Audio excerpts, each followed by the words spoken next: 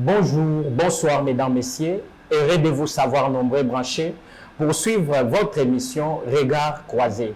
Regard croisé, une émission qui vise à rattacher la vérité à la réalité.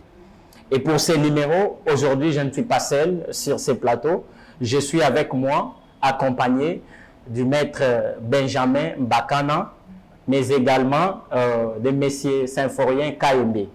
Je crois que je vais leur donner la parole, qu'ils se présentent eux-mêmes. Je commence avec le maître. Maître, bonjour et bienvenue sur ce plateau. Merci beaucoup, messieurs les journalistes. Et je suis maître Benjamin Bakam. Je suis là pour assister et participer à cette émission. Et c'est là pour le bonheur de nos téléspectateurs qui nous suivent à ce moment. Je les salue tous. Merci beaucoup. Monsieur Symphorien, la population a besoin de vous connaître. Pourriez-vous vous présenter? Merci, Sylvain Delors, de m'avoir associé à ce nouveau débat. Je salue tous les amoureux de cette émission Regard croisé. Je suis Symphorien KMB. Comme toujours, ce n'est pas la première fois que je passe dans cette émission. Je suis politologue. Je suis venu dans cette émission pour essayer ou enlever tous les téléspectateurs ou les fans de cette émission dans les zones concernant les questions de l'air qui font bouger le monde, notre pays. Voilà, nous sommes là pour en discuter avec mon co-débatteur que je salue aussi en passant. Merci beaucoup. Merci pour la présentation. Sans plus tarder, nous avons 5 points sur lesquels nous allons devoir débattre et directement, je m'en vais au premier point. C'est le changement ou la modification de la Constitution. L'actualité, je crois, l'exige. Je ne sais pas, je commence avec Maître parce que c'est du domaine dont il est question. Est-ce le changement ou la modification de la Constitution est une infraction ou c'est quelque chose d'impossible ou interdit par la loi elle-même? Merci beaucoup pour cette question si pertinente. Monsieur Guelor, vous savez, la Constitution est une loi d'abord. Donc, dans un premier temps, on doit retenir ça. La Constitution est une loi. Mais c'est une loi suprême. Cette loi a pour objectif de réguler la vie politique dans un pays.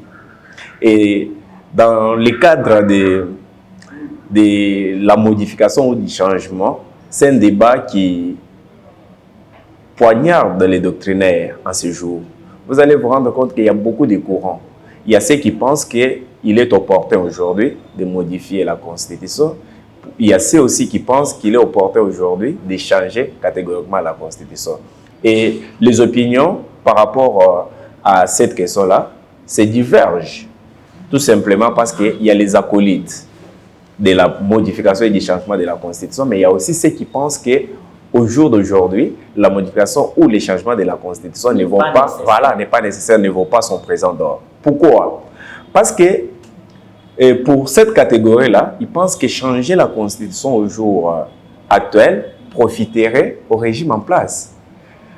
Et là, ils font allusion beaucoup plus à la limitation du mandat présidentiel, au changement du régime politique, et pensent que, comme aujourd'hui, il y a un régime qui venait de l'opposition, qui a accédé au pouvoir, ils ont besoin de se pérenniser au pouvoir. Mais nous, en tant que scientifiques, nous avons un regard différent. Nous voyons cette question avec un autre œil, si je pouvais le dire ainsi. Parce que la science et la politique ne corroborent pas, ne marchent pas de pair. Les politiciens ont leur façon de voir les choses, mais les scientifiques aussi ont leur façon de voir les choses. Vous allez vous rendre compte que les grands constitutionnalistes de ces pays, à l'occurrence, je peux citer les professeurs Bochab, les professeurs Essambo, professeur Jacques Ndioli, les professeurs Mbata, ils ont eu un cadre de réflexion sur cette question-là. Et ils se sont tous mis d'accord qu'au jour d'aujourd'hui, par rapport à certaines matières qui présentent certaines ambiguïtés, il est nécessaire de procéder soit à une modification de la Constitution, soit à un changement si cela est nécessaire. Merci beaucoup. Mais quant à moi, je pense que la Constitution elle-même, elle prévoit les mécanismes de sa modification. La Constitution, elle dit elle-même qu'elle peut être modifiée. Alors, pourquoi pas aller dans ce sens-là et laisser les Congolais réfléchir là-dessus. S'il y a des matières qui nécessitent une modification, la Constitution peut être modifiée et puis adaptée aux réalités socio-économiques de la nation. Merci beaucoup. La Constitution elle-même donne les mécanismes du changement. C'est ce que Maître Benjamin nous révèle. Et je m'en vais rapidement auprès de M. Symphorien, lui qui est le communicateur de l'Union Sacrée, un des communicateurs. Il fait partie de l'école des communicateurs de l'Union Sacrée. Maître Symphorien, vous ne pensez pas que changer la Constitution actuellement, c'est faire la même chose qu'avait voulu faire Joseph Kabila, alors que vous lui avez combattu pour cela. Et en ce moment, vous comptez le faire. Et vous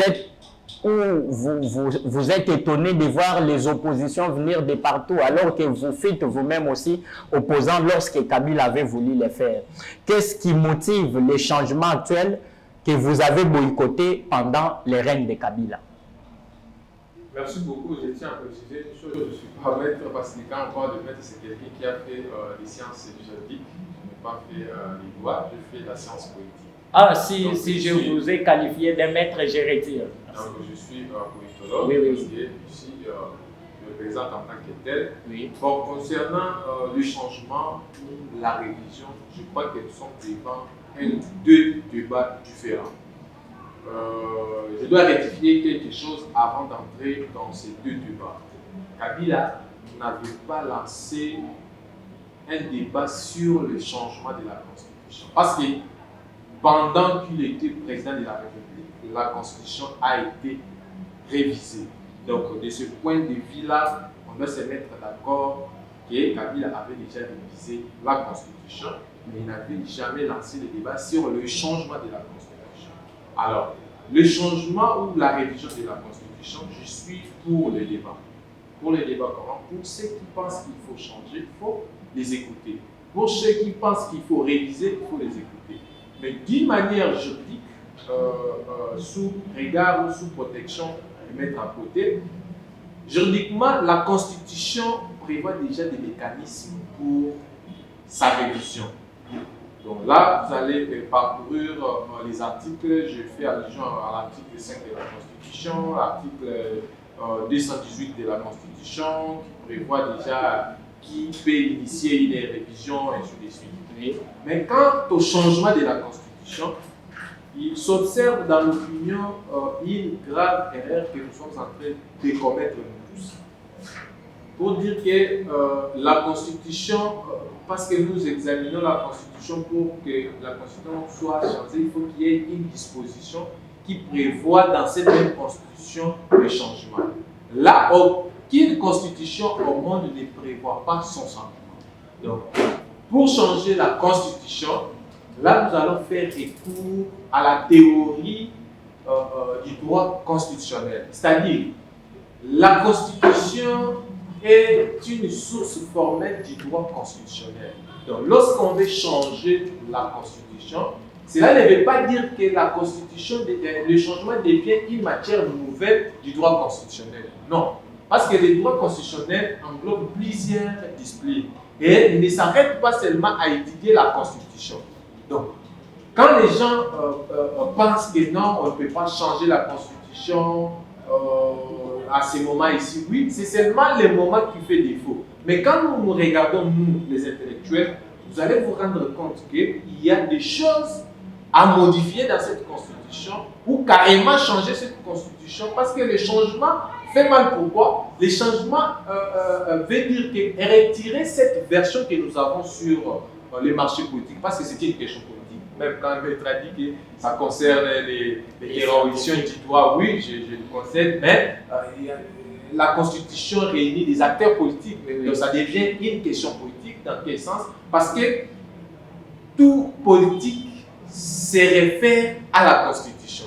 Et pour y arriver, il il faut que ce qui nous guide, c'est la loi des lois qui doit être en conformité avec nos réalités. Aujourd'hui, si on pense que réviser ou changer la Constitution profite directement au président de la République, c'est une erreur. Pourquoi?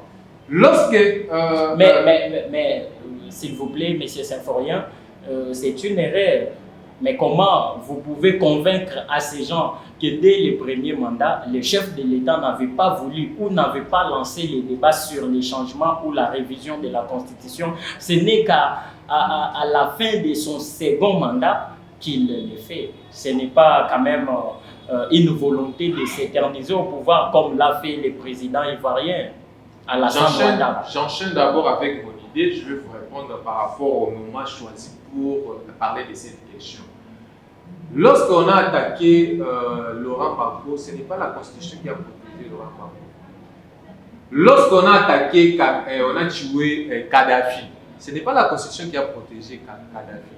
C'est pour dire que la Constitution est là seulement pour... Mais dire que la Constitution va protéger, va donner plus de pouvoir faire ceci, c'est seulement au sol du président de la République. Je trouve ces concepts-là ou ces discours-là très exagérés. Pourquoi? Parce que lorsqu'on attaque, quand on a arrêté le président du Maduro, est-ce qu'il n'y avait pas la Constitution? Bon, il y en avait, mais si on parle du renforcement du pouvoir d'un régime par la Constitution, c'est de manière démocratique pour dire qu'on peut verrouiller pour tout juste se donner un avantage. C'est dans ce sens. Tout ce que vous dites, vous avez raison. Moi, je suis sur le plan légal des choses. Lorsqu'on regarde l'architecture d'un État, vous ne verrez nulle part on parle de la Constitution. C'est seulement en Afrique qu'on donne plus l'importance à la Constitution. Non, mais parce que la Constitution... On ne peut pas toucher à la Constitution, on ne peut pas réviser, on ne peut pas faire ceci. Comme si la Constitution définit déjà pour la génération future. Si aujourd'hui la Constitution qui nous régit aujourd'hui est considérée en tant que telle comme une loi fondamentale, et que les réalités que nous sommes en train de traverser, la Constitution a enregistré. Vous vous rappelez que la Constitution est née ici des belligérants, oui. Mais la génération future aura besoin de cette Constitution. Parce qu'on dit qu'on ne peut pas modifier la Constitution. La Constitution n'a pas encore atteint l'âge de maturité et consort. La génération future aura besoin de cette Constitution. C'est là où j'ai rejoint Maître pour dire que lorsqu'on parle du changement de la Constitution, je cite par là, lorsqu'on parle du changement de la Constitution, cela ne doit pas être considéré comme une matière nouvelle aux théoriciens du droit. Donc, les droits constitutionnels parlent, dans le droit constitutionnel, comme il est vaste, il parle déjà du changement de la Constitution. La modalité pour le changement de la Constitution, nous devons nous ressourcer plutôt au droit constitutionnel, pas la Constitution. Quant à la révision, la Constitution prévoit déjà les mécanismes pour réviser. Mais interdire les gens à faire ce débat-là, c'est là où je trouve mal. On ne peut pas interdire à ce stade. Pour ceux qui pensent qu'il ne faut pas changer, il faut aussi l'écouter. Il faut aussi écouter ces gens-là. Oui. Pour ceux qui pensent qu'il ne faut pas changer, il faut écouter. Ceux qui pensent qu'il faut changer, il faut aussi écouter. C'est ça ce qui fait la beauté de la démocratie.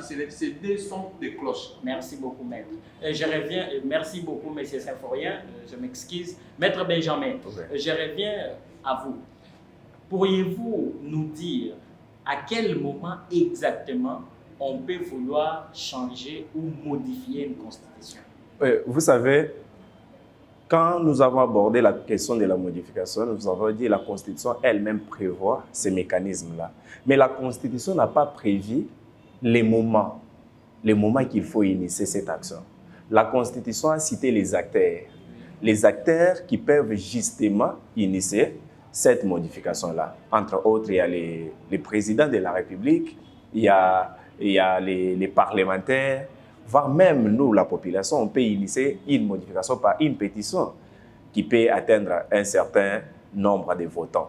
Mais par rapport au changement de la Constitution, s'il faut revenir à ce que mon co-débatteur parlait tout à l'heure, la République démocratique du Congo n'a pas connu que la Constitution ici de 2006 telle que modifiée en 2011. La République démocratique du Congo a connu plusieurs constitutions. Alors nous nous posons la question de savoir pourquoi la République n'est pas restée avec une seule constitution jusqu'à ce jour.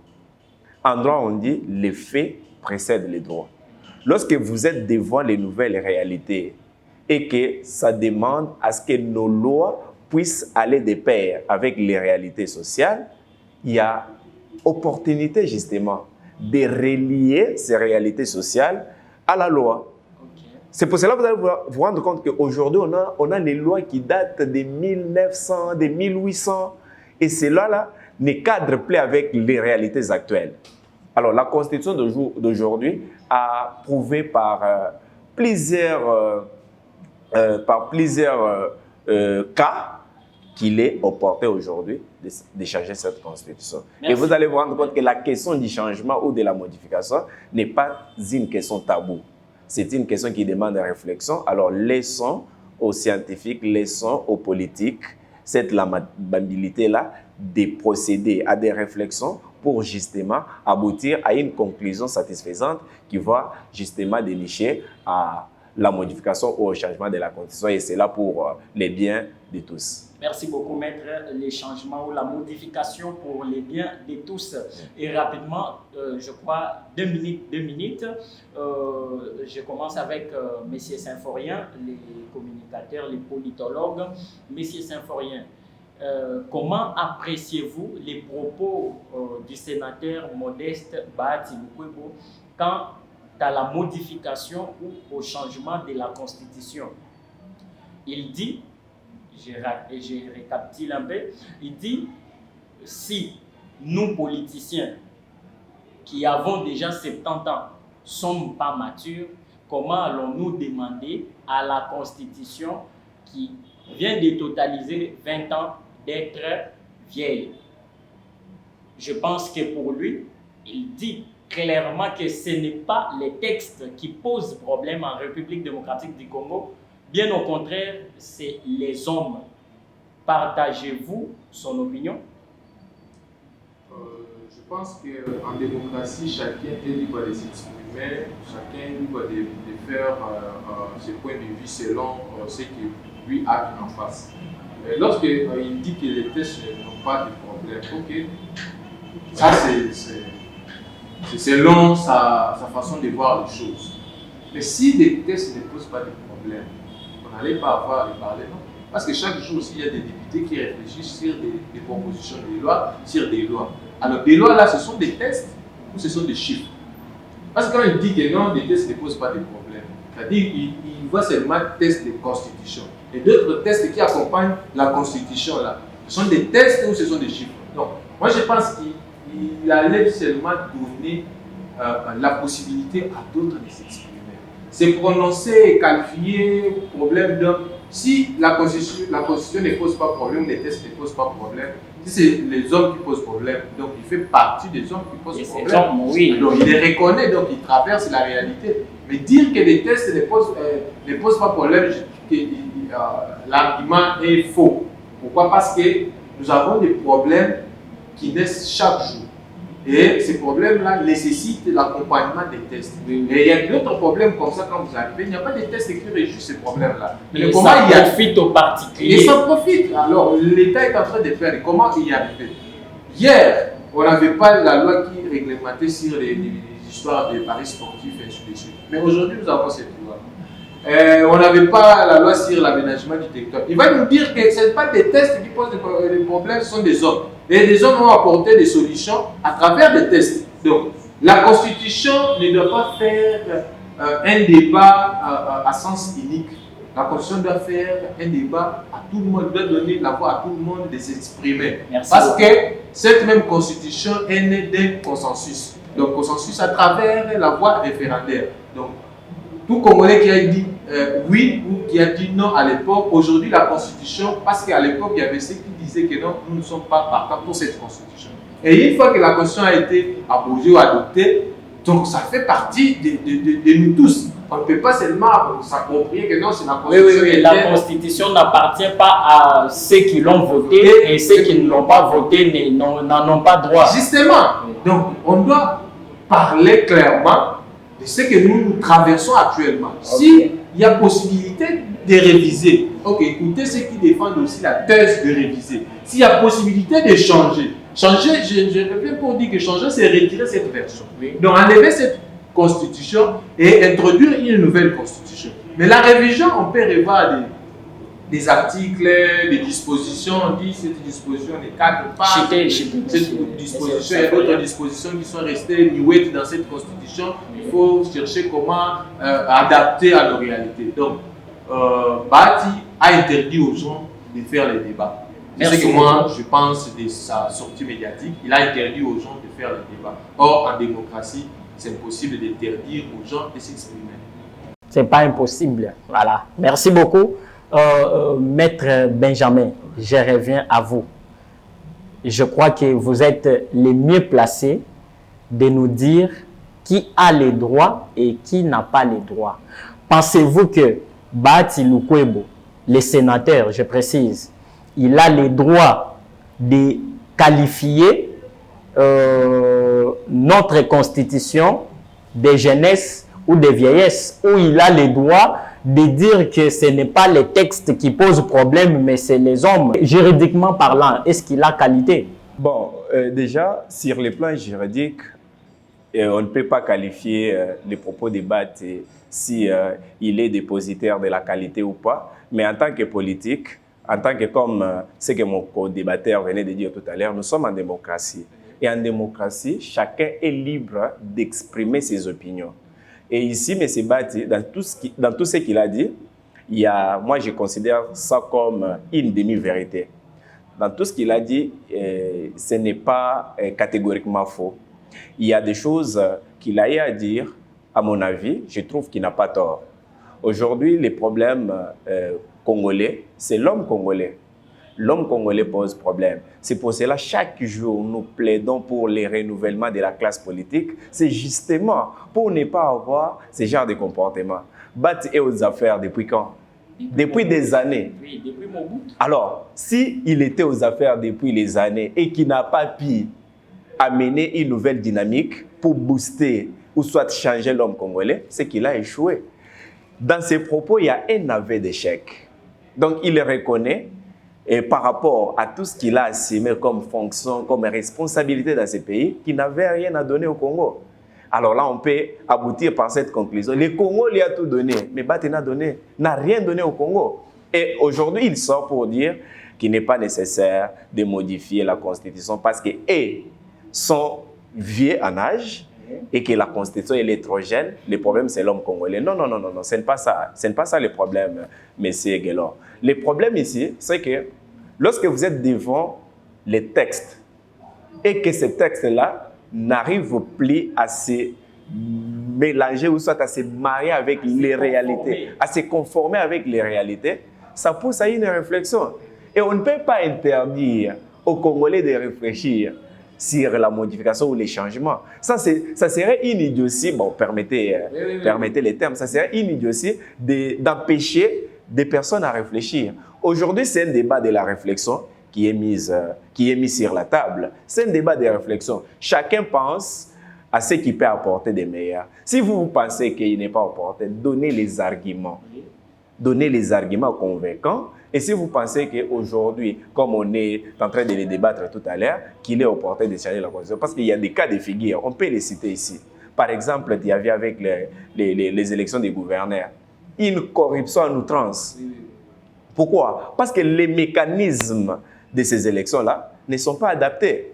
C'est-à-dire qu'on laisse quand même une certaine liberté ou manœuvre aux députés provinciaux de faire de n'importe quoi. Si on peut réfléchir sur cette question-là, comment on peut changer ce mode de désignation des gouverneurs, ça va aider. Même encore les conflits entre les assemblées, les députés et les présidents des assemblées effectivement, provinciales. vous allez vous rendre compte qu'au jour d'aujourd'hui, il y a une instabilité au niveau de nos provinces. Oui, il y a une instabilité. Pourquoi? Parce qu'il n'y a pas quand même des mécanismes appropriés dans la Constitution qui encadrent toutes ces histoires. Et les exemples sont tellement les gens. Et au jour d'aujourd'hui, Bahati est en cours, ou soit en perte de vitesse, et il se cherche une santé politique par ses déclarations. Et déjà même, il donne devant l'opinion nationale, tant qu'internationale, sa position, sa couleur, parce qu'il est membre de l'Union sacrée.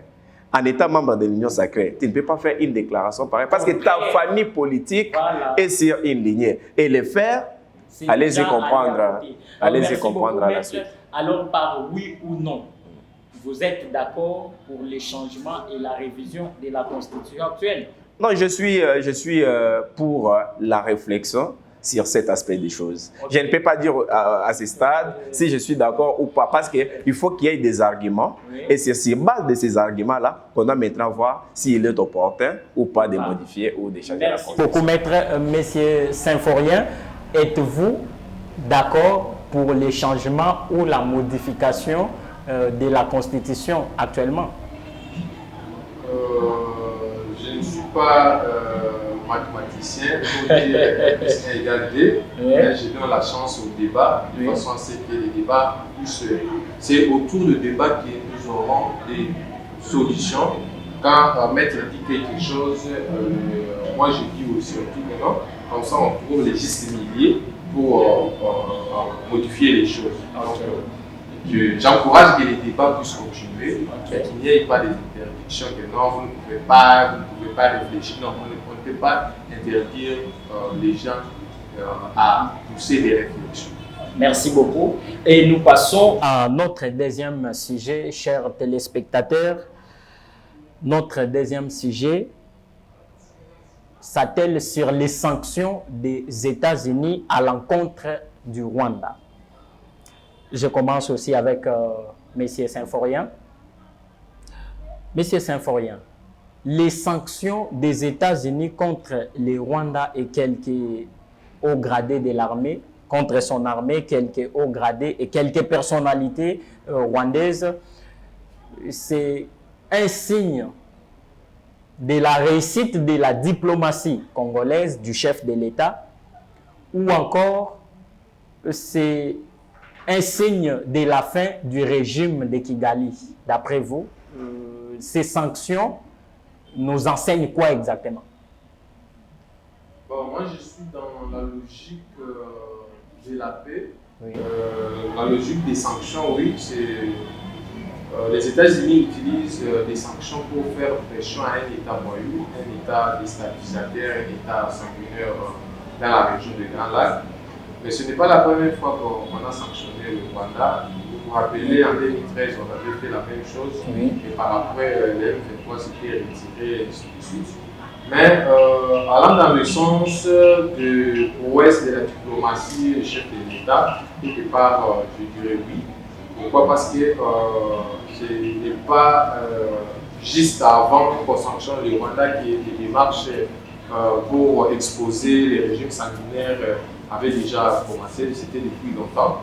On disait dans les salons diplomatiques que le Rwanda nous intéresse.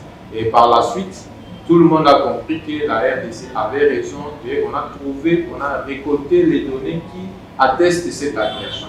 Aujourd'hui, nous sommes au niveau des sanctions. Oui, les sanctions, oui, on a sanctionné l'armée rwandaise et quelques officiers de cette armée. Et on a aussi essayé un peu de mettre en place un système pour l'octroi des visas à certaines personnalités au gouvernement, au sein du gouvernement rwandais. Les sanctions ne suffisent pas. Donc, de mon point de vue, les sanctions ne suffisent pas. Nous avons besoin de la paix. Nous avons besoin également de la justice. Au-delà des sanctions, la justice doit être rendue parce que nous avons perdu beaucoup de nos compatriotes. Et on ne peut pas nous récompenser en sanctionnant les Rwandais. Donc, la récompense que nous attendons, c'est la justice. Parce qu'un pays que tout le monde sait qu'il est sanguinaire, il est déstabilisateur de la région des Grands Lacs, ne peut pas continuer jusqu'à ces jours de faire de n'importe quoi dans la zone de notre pays et prenant des mesures. Quand vous suivez le Rwanda fait des sorties médiatiques tout en affirmant qu'il est sur notre sol pour ça. Et des sanctions qu'on a ciblées, parce que ce sont des sanctions ciblées. Oui. L'embargo sur l'armée, voilà. L'armée rwandaise ne peut plus acheter. Ne peut plus tout ça. Donc, des sanctions que nous encourageons, c'était une étape très importante dans cette démarche. Mais ce que nous attendons, c'est de faire de toutes les façons que l'armée rwandaise puisse se retirer de notre territoire. Donc, en lieu et place des sanctions. Parce que quand on sanctionne, ce n'est pas la première fois, je viens de le dire, ce n'est pas la première fois. On avait sanctionné il y avait le monsieur qui était ministre de la Défense aujourd'hui, James Kabarebe. James Kabarebe. Il a été sanctionné en 2025. Et c'était quoi les effets que les sanctions ont produit? C'est de la même façon. Donc, c'est quelqu'un qu'on a dit, même si on me sanctionne, ça ne va rien faire. Donc, nous sommes déjà habitués à des sanctions. Mais la meilleure façon, c'est de faire plus de pression pour que l'armée rwandaise puisse se retirer. L'étape, nous saluons cette étape pour que la paix puisse revenir dans cette partie de notre pays. C'est ce que nous attendons en tant que peuple. Nous attendons que la paix puisse régner dans ce pays, dans cette partie de notre pays. Et que de notre côté, nous ayons aussi ce courage, nous ayons aussi cette façon de voir les choses, d'organiser les choses, de protéger nos frontières pour que demain ou après-demain, qu'un pays voyou ne puisse pas venir encore nous agresser. Donc c'est le moment de nous regarder aussi en face, d'organiser les choses. Si le Rwanda aujourd'hui nous a agressés, c'est parce que le Rwanda a trouvé que nous avons des failles dans plusieurs services de sécurité. Et il a poussé les bouchons très haut et il nous a agressés et nous sommes asphyxiés, on n'arrive pas à le faire sortir dehors. Donc si le Rwanda arrivait à se retirer et que la paix règne dans ces parties de notre pays, il revient aux dirigeants, il revient aux autorités d'organiser les choses et de protéger la population et de renforcer plus de sécurité à nos frontières. Merci beaucoup. Renforcer plus de sécurité sur nos frontières. Maître Benjamin, sous votre réserve, mais je pense que les sanctions sont reconnues par les droits internationaux. Après les sanctions, qu'est-ce que les droits internationaux prévoient pour un État qui agresse un autre et soutient une rébellion dans un autre pays? Merci beaucoup. Tu sais, aujourd'hui, ce que veut le peuple congolais, c'est la paix. C'est vraiment la paix. On peut aller dans les juridismes, dans les mécanismes, je ne sais pas moi, internationaux, mais le peuple souffre au jour d'aujourd'hui. Le peuple souffre et souffre encore. Moi, je peux vous dire, il y a un ami à moi qui a perdu la vie dans cette guerre. Okay. Oui, il a été parmi les commandos qui ont intervenu à Ovira, et puis il a laissé sa peau dans cette guerre. À sa famille. Merci beaucoup. Donc, vous-même son ami. Merci beaucoup. Vous allez vous rendre compte que cette guerre nous a arraché les êtres chers et nous avons besoin que ça finisse. Mais par rapport aux sanctions ciblées de certains au gradé rwandais, ces sanctions font suite justement à l'accord de Washington, signé entre le Rwanda et la République démocratique du Congo. Les États-Unis d'Amérique, en impulsant cette médiation-là, avaient pour espoir de voir les hostilités cesser.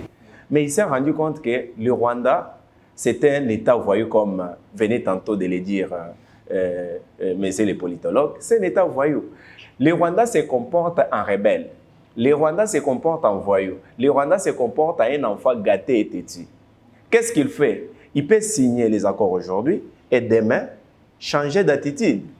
Vous allez vous rendre compte que les lignes rouges telles que placées dans les accords de Doha, tout comme dans les accords de Washington, le Rwanda n'a rien respecté.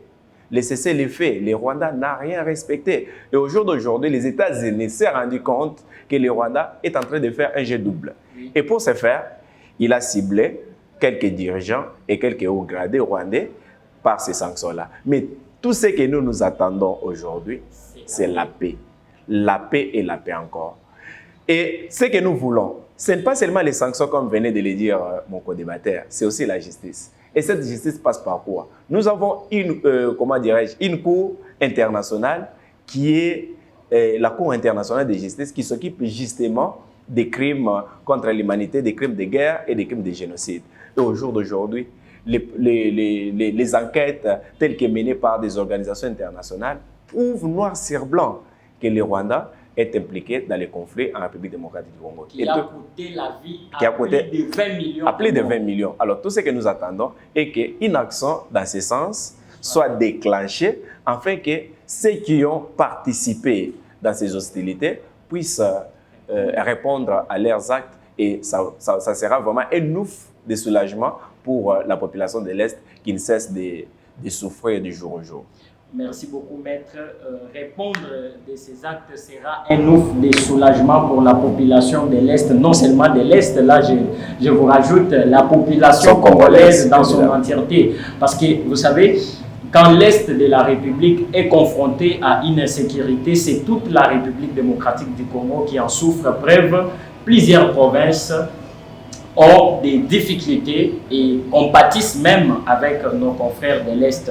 Et rapidement, nous passons à notre troisième point, qui est le dialogue intercongolais. Et je crois bien évidemment que ce sujet est rattaché au sujet de l'insécurité à l'Est. Parce que plusieurs politiciens, vous le savez, plusieurs politiciens atteste que actuellement la paix en République démocratique du Congo est impérativement liée à un dialogue intercongolais. Mais d'autres aussi pensent que d'abord le conflit est externe, il n'est pas interne. Alors je ne sais pas, je commence avec Maître Benjamin cette fois-ci. Que pensez-vous du dialogue intercongolais et que prévoit les mécanismes juridiques pour organiser un dialogue? Bon, merci beaucoup pour la question. Nous sommes africains et en tant qu'Africains, nous avons quand même nos modes de résolution des différends. La palabre, les dialogues et autres. C'est ce qui nous caractérise en tant qu'Africains. Parler entre nous, ce n'est pas mauvais, mais on doit parler sur quoi? Aujourd'hui, nous avons une guerre qui nous est imposée par le Rwanda. Ce n'est pas une guerre entre Congolais. L'État qui nous agresse est connu. De tous d'ailleurs, et des rapports internationaux. De l'ONU. L'État qui nous agresse est connu. Et nous savons au jour d'aujourd'hui que les régimes rwandais attaquent la République démocratique du Congo. Et qu'est-ce que ces régimes-là font? Ces régimes-là, par Sarise, il vient sélectionner certains d'entre nous. Quelques Congolais de très mauvaise qualité, comme vous venez de le dire, pour s'associer afin de faire couler le sang de leurs propres frères. Alors, penseriez-vous que ces gens-là seront vraiment dignes de se retrouver sur une table de négociation avec les Congolais? Non, quand même, soyons sérieux. Soyons sérieux. On peut parler entre nous, il n'y a pas de problème, mais au jour d'aujourd'hui, moi je pense que les dialogues, oui, mais les dialogues avec qui? Et les dialogues pourquoi? Parce que ce n'est pas les premiers dialogues qu'on a eu dans ces pays. Dans ces pays, on a connu des dialogues et on sait comment est-ce que cela se termine. Ça se termine par le partage du gâteau, ça se termine par comment on va faire en sorte que les postes soient distribués. Et surtout sur la béatification des criminels. Effectivement. Alors au jour d'aujourd'hui, nous avons des gens qui ont fait pleurer les Congolais et ces gens-là ne méritent pas de se retrouver à la table de négociation et de briguer certaines fonctions. Ces gens-là méritent d'être jugés et de répondre justement de leurs actes. Mais pour ce qui est du dialogue, en tant que politicien, déjà, les us et coutumes politiques de ces dernières années nous renseignent que c'est une voie politique qui permet de mettre en place certaines résolutions politiques qui vont justement aider la nation à avancer. Je ne trouve pas que ça soit aussi un tabou, mais on doit quand même le faire selon les règles de l'art.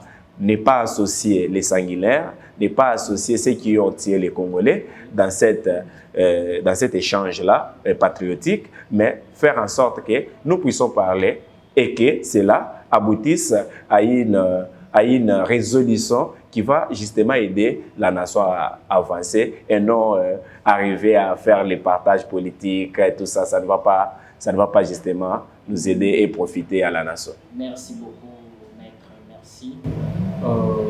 Les politologues Symphorien KMB. Oui ou non au dialogue, mais avec qui? Avec tous les criminels de guerre ou encore avec les politiciens qui à leur tour veulent le dialogue pour le partage du pouvoir, mais également avec les criminels de guerre qui à leur tour veulent à ce que leurs péchés soient pardonnés. Les dialogues, oui ou non, avec qui? La nécessité d'un dialogue dans notre pays dépend ensuite de la situation que nous sommes en train de traverser. Le président Tshisekedi était un homme du dialogue. Et son régime a toujours dialogué avec les gens. Vous vous rappelez, le régime a dialogué avec le régime de Kigali au niveau de Washington qui a abouti à un accord. Entre-temps, le régime était en train de négocier ou de dialoguer avec le mouvement rebelle au niveau de Doha. Au Qatar. Ça fait beaucoup de temps qu'ils n'ont pas trouvé un règlement d'attente. Et le problème, la question que je me suis toujours posée, parce que c'est reconnu officiellement que le Rwanda s'agresse. Entre-temps, il y a des ténors ici à l'interne qui demandent qu'on puisse dialoguer. Et pendant ce temps qu'on veut qu'on dialogue, il y a des agresseurs sur le sol. Lorsqu'on dialogue à l'interne et qu'on veut que les agresseurs qui sont sur le sol puissent continuer à faire tout ce que nous sommes en train d'attendre et tout ce que nous sommes en train de suivre. Comment dialoguer au moment où un agresseur est sur votre sol? Pendant que vous dialoguez ici, on tue les gens là-bas. Et pendant qu'on fait qu'on dialogue, on va faire appel à ceux qui ont fait recours aux armes. Et on va les appeler pour dialoguer ici.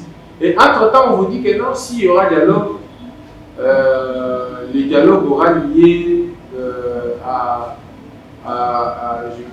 je peux être un peu un pays là, le dialogue aura lié par exemple en dehors de la RDC carrément. Au niveau du Nigeria, mais ou encore de l'Angola. Angola, sauf en RDC. Maintenant, c'est quoi la force de ces dialogues-là? Parce que nous voulons, s'il y aura dialogue. Et surtout qu'il s'appelle inter-congolais. S'il y aura dialogue inter-congolais ou entre les Congolais, il faut que les Congolais qui sont ici puissent aussi suivre ce que les gens sont en train de parler. Et surtout que c'est entre Congolais, ça doit se faire sur les sols congolais. Normalement, ça doit se faire sur les sols congolais et ça doit être transmis en direct de la chaîne nationale. Maintenant, la question, parce que vous avez soulevé un point là, vous avez dit quel est l'acte juridique qui donne voix à un dialogue. La constitution que nous défendons et que nous ne voulons pas qu'on puisse ni changer ni modifier, nulle part la constitution n'a donné la possibilité de convoquer un dialogue à tout moment où il y a des problèmes. C'est comme venait de le dire maître, quand nous rentrons dans nos us et coutumes, on va retrouver un monde où on peut dialoguer, où on peut parler en tant qu'Africain. Mais si les plans juridiques, il n'y a pas un test qui donne voix à un dialogue. Les tests interviennent quand? Les tests interviennent lorsque le président de la République publie ou signe une ordonnance pour confier une mission de bons offices à un quelconque médiateur ou à un groupe d'individus pour diriger ces dialogues. Mais au moment où nous parlons, c'est quoi l'idée? C'est quoi les termes de référence qu'on doit négocier au dialogue? Parce que ici, il y a des gens qui ont touché aux armes, qui ont tué. Et après les dialogues, ça c'est une expérience, personne ne peut me contredire sur ça. Donc c'est une expérience, lorsqu'on part au dialogue, la fin c'est quoi? C'est le pardon. Même quelqu'un qui a tué 300 personnes, donc il est ici de notre coutume de lui accorder le pardon. Et la justice, sa place, je ne sais pas comment on va placer cette justice. Si on arrivait aujourd'hui à dialoguer, ça ne sera pas le premier dialogue. Ça sera peut-être 15e, 16e, 17e, 18e dialogue. Et c'est quoi la finalité de tout ce que nous avons assisté dans ce pays comme dialogue? C'est ça, parce qu'on ne doit pas partir des dialogues en dialogue. Voilà. Donc, on pense que si on part au dialogue aujourd'hui, demain, les conflits vont prendre fin.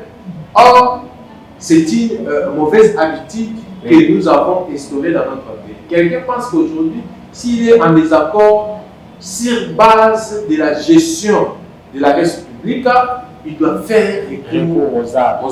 Ça, c'est une mauvaise habitude que nous devons à tout moment condamné. Mais lorsque on pense que quelqu'un a touché aux armes, on dit non, retrouvez-nous autour d'une table, on va essayer un peu de parler, pourquoi tu as touché aux armes. Non, le problème ce n'est pas pourquoi il a touché aux armes. Le problème c'est déjà le fait de faire recours aux armes pour accéder au pouvoir qui est une mauvaise habitude. Voilà pourquoi je salue, il y a un député qui a proposé une proposition de loi en disant que, en mettant cette proposition en place, c'est la non-intégration dans cette proposition-là. Il y a une partie où on parle de la non-intégration des anciens animateurs des mouvements rebelles dans les institutions de l'État ou des services de sécurité. Donc, les services de sécurité au pluriel. C'est bien, mais d'autres personnes crieront à la discrimination. C'est quoi la discrimination? On n'a pas discriminé, on n'a pas dit que ce n'est pas. On a interdit aux femmes, on a interdit aux jeunes. Non, on a dit les anciens animateurs des mouvements rebelles. Est-ce que la rébellion est autorisée dans notre pays pour accéder au pouvoir? Nous avons choisi la démocratie.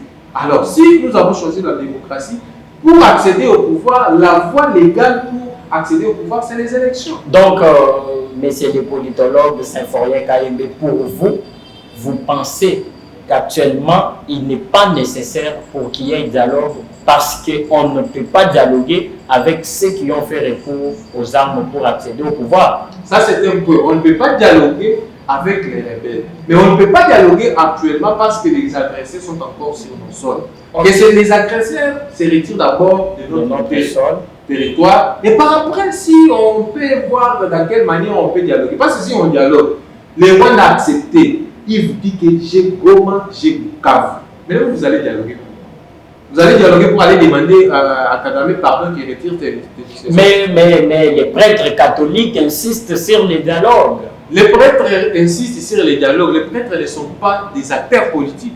Ce sont des acteurs religieux. Nous allons dire les choses telles qu'elles sont. On ne peut pas aller de gauche à droite pour donner, parce que ça sort de prêtres, qu'on doit accorder plus de crédit que là, ils ont dit qu'on pour trouver la solution, on doit dialoguer. Non!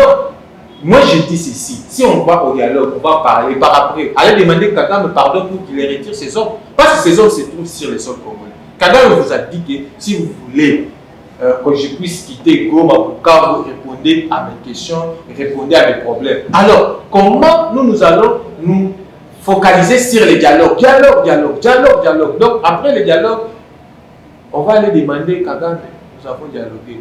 Nous avons trouvé, bon, pardon, c'est ça. Donc, moi, je ne pense pas qu'on doit dialoguer actuellement pour que Kagame puisse se retirer. Okay. Nous sommes en train de nous battre sur le plan diplomatique, qu'on trouve la solution. S'il y aura dialogue, le dialogue, ça sera élargi parce que le dialogue peut-être pourra traiter les problèmes de la gestion, les problèmes de la corruption, tout ce que nous avons connu dans ces pays pour trouver la solution. Et même au dialogue, je pense qu'on pourra même associer aussi cette question du changement ou de la révision à ces mêmes dialogues. Mais actuellement, on doit se battre pour que l'armée rwandaise puisse se retirer de notre sol. Et par après, le dialogue va suivre. Ce n'est pas nécessaire.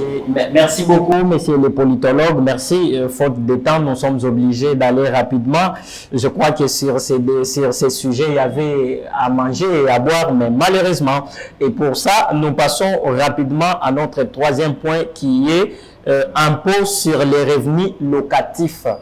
Vous savez que le gouverneur de la ville venait de publier officiellement ces impôts, ces nouveaux impôts sur les revenus locatifs. Je crois que c'est une habitude qui n'est pas habituée aux Quinois. Alors, je ne sais pas, est-ce que ça va passer ou ça ne va pas passer. Mais d'abord, je commence avec Maître Benjamin. Maître Benjamin, pensez-vous que ces impôts sont juridiquement fondés? Et les Quinois, parce que vous en êtes un ici, vous pensez que les Quinois adhéreront facilement à cette campagne ou encore à cette nouvelle vie? Merci beaucoup. Vous savez, la question des impôts, c'est une question... Rapidement, parce que nous sommes déjà... Voilà, c'est une question très délicate qui demande quand même assez d'État, mais faute d'État, nous allons faire avec l'État que nous avons aujourd'hui. L'impôt sur les revenus locatifs, c'est l'impôt prévu par la Constitution elle-même. Okay. Nous avons les dispositions de l'article 204 qui détermine les matières dont la province a compétence. C'est-à-dire, il y a le point 16, si ma mémoire est bonne, qui prévoit la forme des impôts et des taxes qui revient comment dirais-je, au pouvoir de la province. Entre autres, il y a les impôts fonciers et les impôts sur les revenus locatifs. Alors, ces impôts-là sont perçus de quelle manière? C'est-à-dire, vous êtes locataire, vous payez votre loyer mensuel et sur votre loyer mensuel, il y a un pourcentage qui est appliqué. 20% pour voilà. Les habitations de la première voilà. catégorie.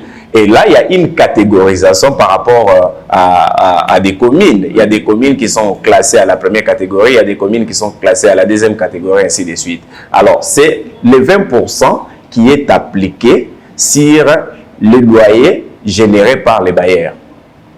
Donc ici, il y a les locataires qui payent, mais il y a les bailleurs qui déclarent. Ok. Vous pensez que les bailleurs auront cette bonne foi de déclarer? Non, mais effectivement, on dit d'où Alex cède. La loi est dire, mais c'est la loi. Okay. Donc la loi doit être appliquée. Alors, qui a maintenant cette obligation-là de faire appliquer la loi? Nous avons un gouvernement provincial avec sa direction des recettes de Kinshasa qui est de GERCA, qui doit mettre en place une brigade qui va faire en sorte que les personnes assujetties à cet impôt-là soient réellement les personnes qui payent. Mais aussi, veiller en sorte que les mécanismes du paiement des loyers soient encadrés et organisés pour maximiser les recettes dans ces domaines. Sinon, nous resterons là en train de parler des impôts sur les revenus locatifs, mais dans la pratique, il n'y aura pas de résultats. Merci beaucoup, Maître, surtout pour la concision et la précision. Et je m'en vais rapidement auprès du politologue Symphorien KMB. Monsieur Symphorien, pensez-vous que les gouvernements provinciaux seront en mesure d'utiliser à bon sens ces impôts sur les revenus locatifs? Parce que déjà, dans les médias, sur les réseaux sociaux, j'ai entendu beaucoup de gens dire que le gouvernement n'a pas aidé les populations ou encore le peuple à acheter les parcelles. Comment il voudra à son tour que ce même peuple qui a acheté avec son propre argent puisse payer les impôts sur les revenus locatifs? Voilà un peu ces raisonnements. Je ne sais pas. Est-ce que si le gouvernement impose ces impôts, il est aussi tenu à justifier les pourquoi de ces impôts? Parce qu'on voit partout, j'ajoute encore, on voit partout que les routes sont dans un état d'impraticabilité, alors que le gouvernement provincial vit chaque jour et a des moyens.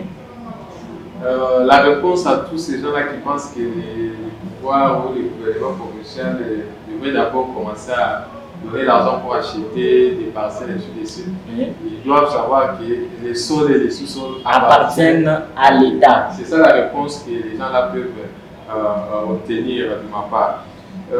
Pour ne pas revenir ou dire la même chose de ce que Maître venait de dire, je pars dans un autre angle qui est de la survie de la province de Kinshasa. C'est une province qui vit que des impôts.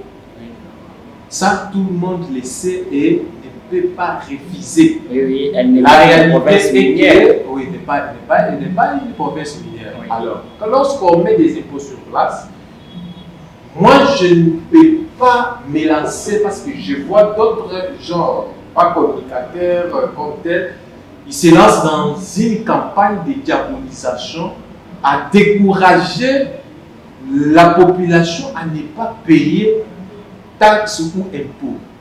Ça même la Constitution est contre. Vous ne pouvez pas, si vous pensez que vous ne voulez pas payer l'impôt ou taxes demandées par l'État congolais, parce que lorsqu'on cherche à réduire le débat au niveau, on parle seulement du gouvernement provincial, c'est à ce moment-là que ce débat ne prend pas vraiment l'ampleur. Mais prenons que le gouvernement provincial fait partie dans l'État. Donc on parle de l'État congolais. Parce que tout ce qu'on est en train de prendre comme prélevé comme impôt ou taxe, ça fait partie de la mission de l'État. Mais lorsqu'on passe à la télé, décourager les gens à ne pas contribuer. La question qu'on doit d'abord poser à cette personne-là qui décourage, nous sommes venus tous ici à Kinshasa. On a vu Kinshasa. Les gens quittent les bandes de Kassai pour arriver à Kinshasa. Est-ce que Kinshasa, c'est une province minière? Non. Et qu'est-ce qui fait vivre à Kinshasa? Ce sont des taxes et des impôts. Maintenant, de quelle manière les impôts ou les taxes doivent être gérés? C'est là où nous devons, nous, population, nous devons aussi faire pression aux autorités de mieux canaliser les impôts, de mieux canaliser les taxes pour ne pas décourager ceux qui contribuent. Voilà. Parce que ceux qui contribuent ont besoin aussi des résultats. Voilà. Maintenant, quand vous récoltez les impôts et par après on n'a pas de résultats palpants, ça décourage. Ça décourage aussi. Voilà. Et il y a un autre aspect dont je mérite que je puisse un peu parler même en lingala. Voilà, vous êtes libre. Pour les Congolais, nous sommes Congolais, mais c'est ça. Comment on a sali constat surtout na ba makambo oyo etali ba impôt bani na poni kaka contrôle technique. Mutuka mobimba basali contrôle technique. Mutuka elimi na nini garage à contrôle technique.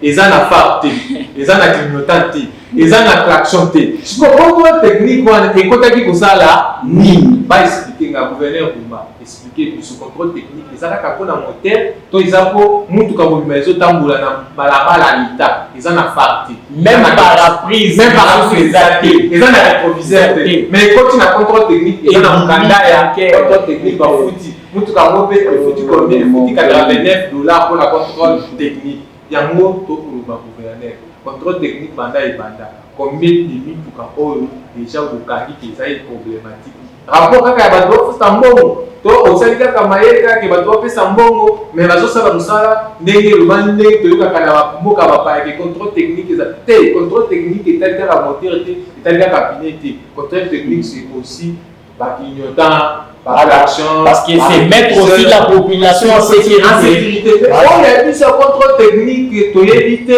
et ça contrôle technique yani. Et bon, on va chauffeur, bon le baraki basila exact.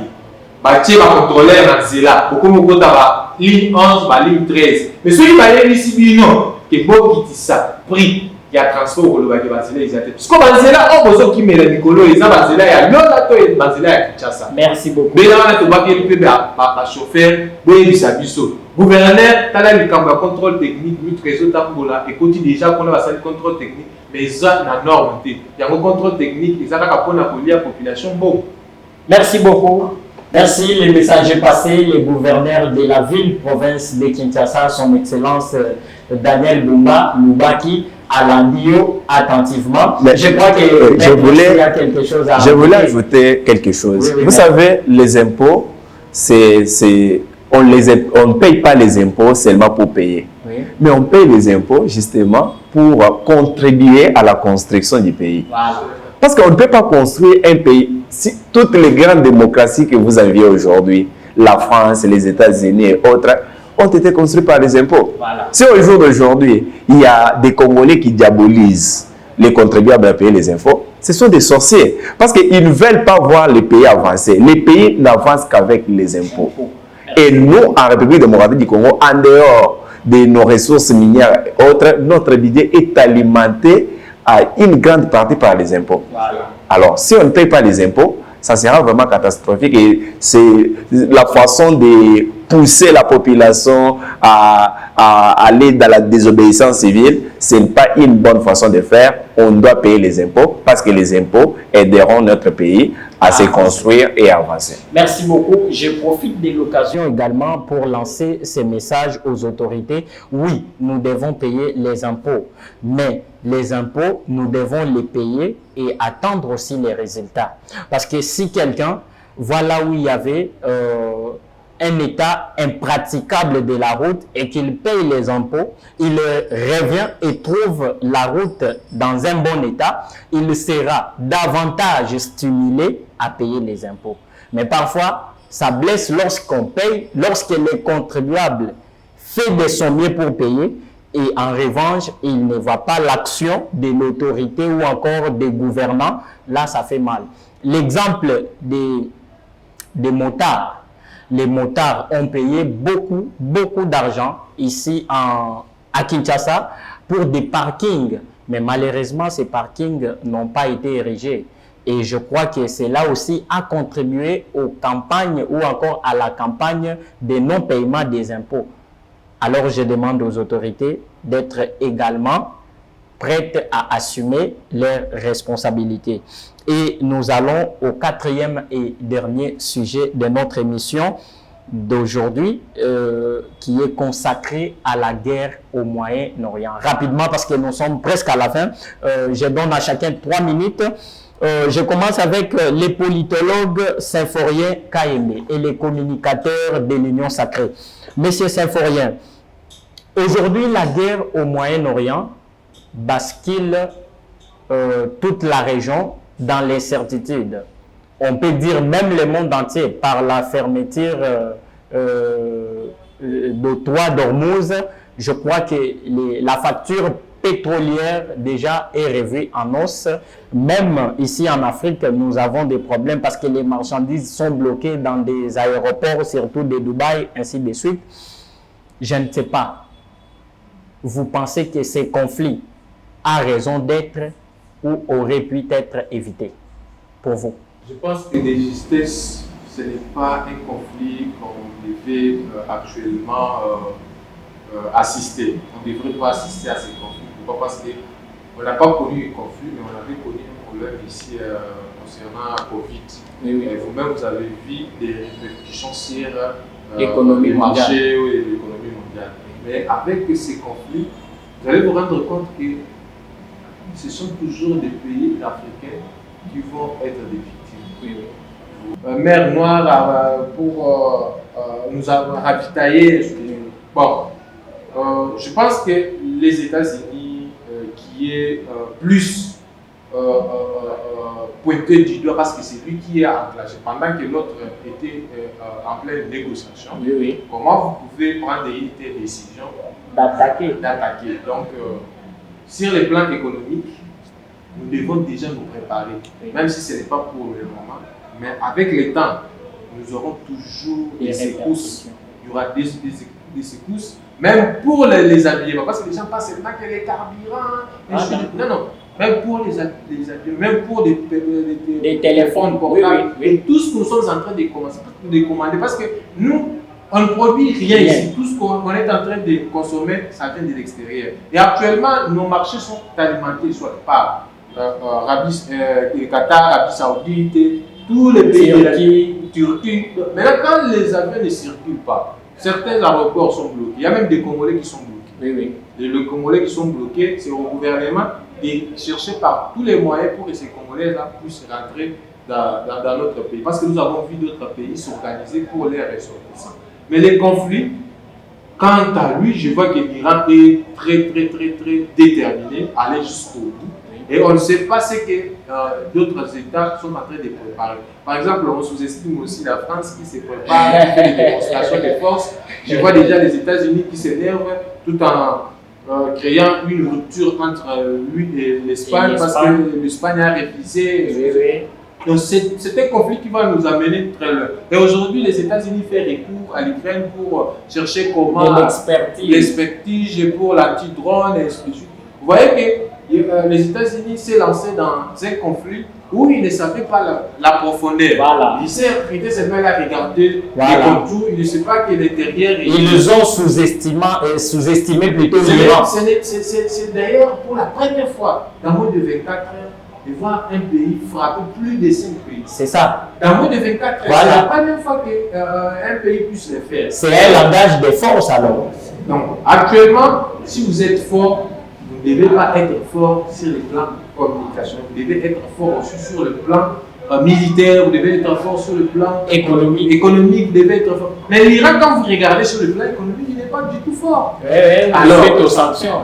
Mais sur le plan militaire, il est fort. Il a montré ses capacités et il a donné l'impression, il n'a pas donné l'impression, il a maintenant il a dévoilé maintenant la face que il préparait la guerre depuis longtemps et il est prêt à finir avec tous ces gens-là qui ils ont fait que l'Iran soit déstabilisé. Mais il y a eu aussi une dimension interne je sais par là que les Iraniens, peut-être, je ne sais pas si, comme Donald Trump les a qualifiés des drogués ou des fous, ça fait partie aussi de ce qu'on a parlé ici de la Constitution.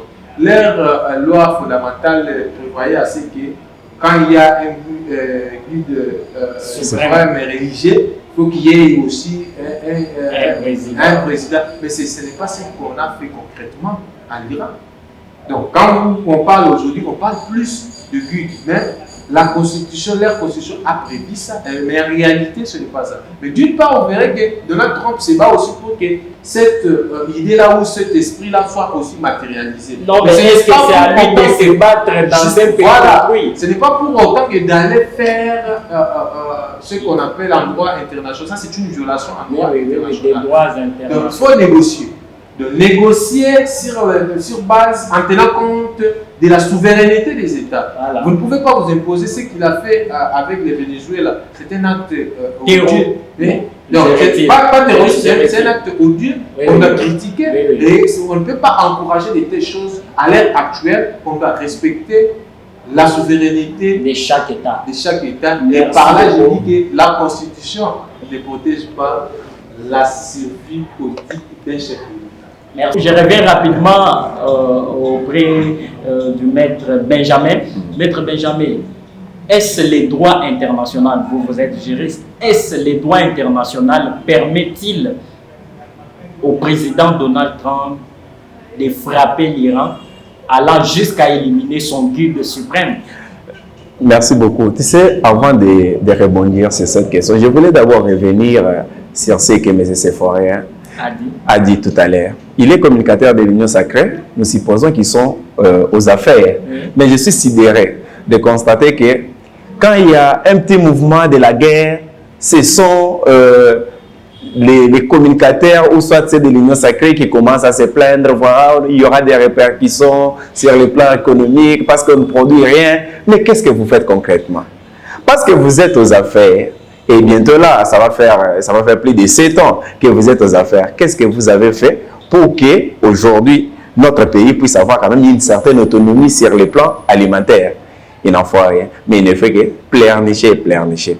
Au jour d'aujourd'hui, on a vu des guerres. On a sanctionné la Russie. Il y a eu des sanctions économiques qui sont tombées, mais la Russie est restée debout. Pourquoi? Parce que la Russie en interne, il avait déjà préparé cette guerre-là. Et maintenant, je me demande aujourd'hui, si seulement si, par malheur, on nous attaquait d'une manière ou d'une autre et que nos aéroports sont fermés, nos ports sont fermés, c'est qu'on va mourir de faim. Ce que les gens de l'Union sacrée doivent faire aujourd'hui, c'est de réfléchir sur cette question-là. De réfléchir comment est-ce que vous devez doter la population d'une autosuffisance alimentaire pour que l'on ne soit pas siégé ou soit que l'on ne soit pas victime à chaque menace internationale. Pour que l'on ne dépende pas totalement de l'extérieur. Ça, c'est un point. Pour revenir, ici, cette guerre-ci, c'est une guerre de puissance. Et devant la puissance, les droits internationaux éprouvent ses limites. Devant la puissance. Parce que vous allez vous rendre compte que, regardez l'opération qui a été menée en Libye. Mais c'était une violation flagrante du droit international. Mais on a invoqué une exception au principe de non-ingérence. On dit lorsque la population est menacée, un autre État a le droit de venir, d'intervenir militairement dans un autre État. Ce sont juste des maquillages qu'on essaie un peu de coller au droit international qui n'ont rien à voir. Aujourd'hui, Donald Trump, ce qu'il est en train de faire, c'est juste imposer le respect des États-Unis d'Amérique au monde. C'est ce qu'il est en train de faire. Mais en attaquant un pays qui ne vous a jamais provoqué. Non! Le problème de cette guerre, c'est un problème de l'arme nucléaire. Oui. C'est ça même, je peux dire... Mais maître, d'ailleurs, vous avez soulevé un bon point. Qui peut avoir l'arme nucléaire et qui ne peut pas l'avoir? Voilà. Qui peut décider de qui l'avoir et qui peut décider de qui ne pas l'avoir? Mais c'est là où maintenant la puissance joue. Pour les États-Unis d'Amérique, donc il est le seul qui peut détenir cette arme. Et quand il y a un autre pays qui veut avoir cette arme, les États-Unis font de tout son mieux pour empêcher ce pays. Mais c'est ce qui se passe aujourd'hui. Les frappes qui ont été ciblées à l'époque par Israël sur les installations militaires, nucléaires et militaires de l'Iran, c'était pourquoi? C'était pour une destruction de cette arme-là. Ils n'ont pas pu. Et aujourd'hui, ils ont voulu commencer par détruire les tenants, ou soit les ténors du système ukrainien, en commençant par les guides suprêmes, en fait d'infiltrer l'Iran pour que leurs objectifs soient justement atteints. Mais c'est la chose qui est difficile aujourd'hui. Parce qu'en voulant faire ça, ça a poussé ou ça a amené à ce que nous avons aujourd'hui, la guerre régionalisée. Certes, les États-Unis aujourd'hui n'ont pas de pertes en termes de ses citoyens directs, mais ses consuls ainsi que ses bases militaires sont frappées. Et au jour d'aujourd'hui, l'Iran n'a rien à perdre en fait. C'est ça. L'Iran n'a rien à perdre. Il s'est dit, j'y vais, soit je gagne, soit je perds. Et dans l'entretemps, il y a maintenant un problème sur les plans économiques qui se pose. L'approvisionnement en pétrole, voire même certains biens qui peuvent passer par les cargos, soit les bateaux, ça ne peut plus circuler. Et sur les plans économiques, on va paralyser le monde, non seulement la région du Golfe, mais on va paralyser le monde, et c'est ce qu'on est en train de vivre aujourd'hui. Alors, ce que nous voulons, c'est que le respect soit pour tous.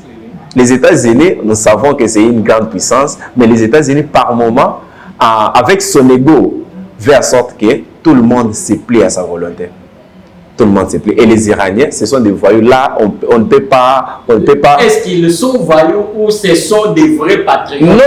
Ou ils veulent la liberté? L'histoire récente nous renseigne que les plus grandes interventions, ou soit des attentats terroristes, ont été menées que par les Iraniens. Oui, mais parce qu'ils se sentaient menacés. Justement. Les Iraniens ne font que répliquer. Justement. Mais maintenant, la paix des États-Unis, c'est quoi? Si nous laissons ces projets de l'arme nucléaire iranien arriver jusqu'au bout, comme ils sont voyous, un bon matin, ils peuvent se lever et puis balancer cette arme. Or, l'arme nucléaire, en réalité, ce n'est pas pour faire les combats, c'est pour la dissuasion. Oui, mais l'Iran veut aussi en avoir. Non. Mais donc, connaissant les comportements iraniens, connaissant, est-ce que Israël... C'est l'Israël d'ailleurs qui est voyou plus que l'Iran, parce que c'est Israël qui attaque l'Iran à chaque fois. L'Iran n'a jamais attaqué Israël. Mon frère, vous savez aujourd'hui, on ne peut pas se voiler la face. Les grands terroristes de l'histoire, nous les connaissons. Les grands terroristes de l'histoire. Mais au jour d'aujourd'hui, je pense que la question, c'est une question du leadership au niveau mondial. Les États-Unis veulent tout simplement imposer sa puissance.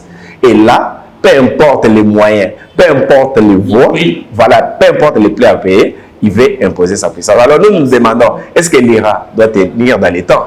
Parce que nous connaissons la puissance militaire des États-Unis d'Amérique. Et surtout qu'il est en coalition avec Israël. On verra, je crois que le temps nous donnera peut-être raison ou tort. Pour finir, M. Symphorien, j'aimerais que l'on finisse avec vous.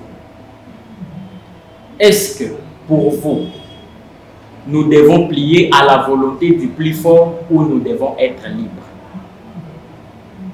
Simplement, de manière précise pour finir. La volonté du plus fort, si on privilège la volonté du plus fort, du plus faible vont se constituer des mains plus forts aussi. Donc, on doit privilégier, je pense, la paix.